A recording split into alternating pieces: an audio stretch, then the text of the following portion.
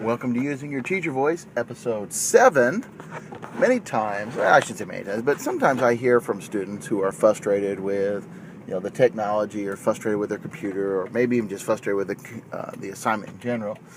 They say things like, why do we need to have this computer or this technology, or why are we using this, or I hate computers, I will never use them again, why are we using them here? That's a valid question, because I think that oftentimes some places, some teachers, or some school districts, they like to wedge the technology in to say that they did. Like, oh, look at this, we use a blank. And really we should be talking about how is it a tool. So today I want to talk a little bit about some of the real world skills that technology teaches our students. A few weeks ago I talked about my requirements for EdTech. Today I want to talk about how that enhances the skills that students take from our classroom. The first real world skill that our students walk away from our classroom because they've used technology is collaboration.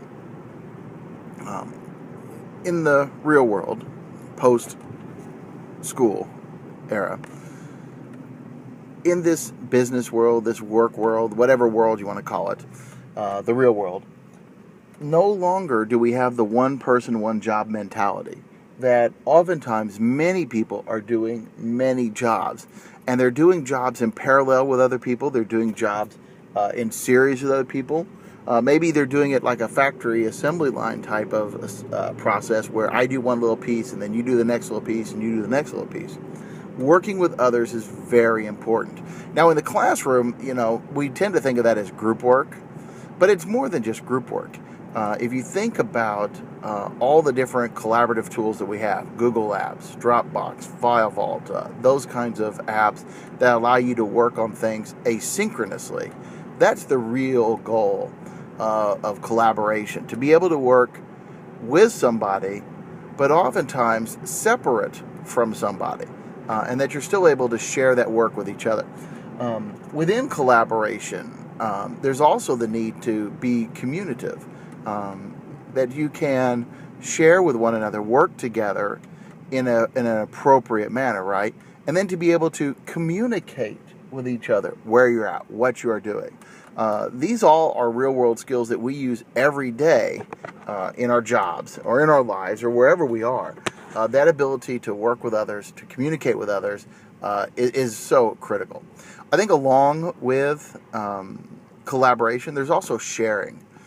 In our Web 2.0 world, the whole idea now is to share. I put something out there for others to use. It's the open source mentality. It's our social networking, where I throw something out there and people comment on it.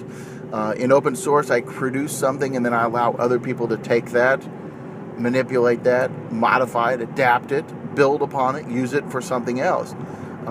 Sharing is so important. Now, I think that as teachers, we do a good job of this. I think oftentimes when we find out this is a great way of doing this lesson, or this is a great way to teach this concept, or this is a cool tool that I use to help me out. I think as teachers, we really do a lot of sharing, and that's important. I'd like to see us do more. That's very important, but that is a real world skill that we will use all the time. In our media-rich society, media literacy is so important.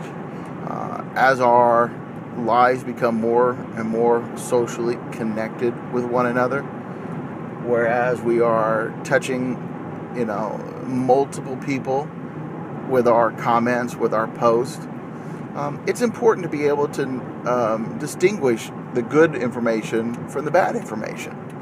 I think it's going to become even more important moving forward as big data invades personalized messaging, so that the messages will become much more tailored to me.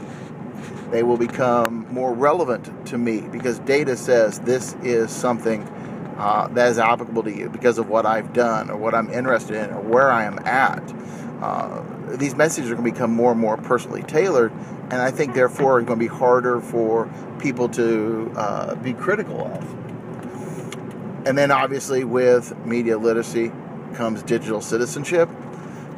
More and more we are going to have to understand that in our real lives that there are real consequences for what we do in our digital lives.